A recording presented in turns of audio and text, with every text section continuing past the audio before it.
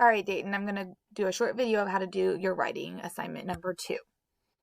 So I'm in Jose's classroom. He's going down to writing lesson in assignment number 2, and it's haiku poems. So he's going to go to his slides. Just like before, you're going to see your slides over on the side. So the first couple of slides are just an introductory to haiku poems.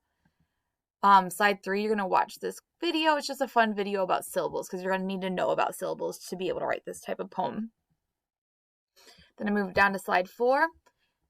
It's asking you questions about the number of syllables. So in these white spots, you're going to be typing in your numbers. So then I move down to slide 5.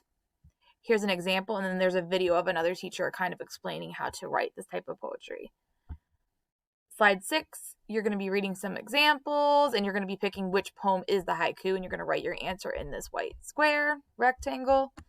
And on slide 7, you have all these directions in this big white space. You're going to be writing your poem. 8 is just kind of a checklist to make sure you're done, and the last slide is just kind of like a closeout slide. So I'm Jose. I've finished the whole thing. Now I'm going to go back, go where it says View Assignment. Now I can press that purple button that says Turn In because everything is done.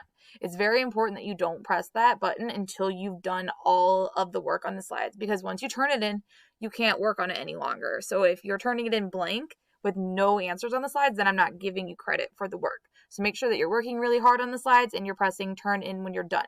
Also, if you don't want to do the whole thing in one sitting, you can just do a little bit at a time and it saves your work, and then you can come back to it the next day.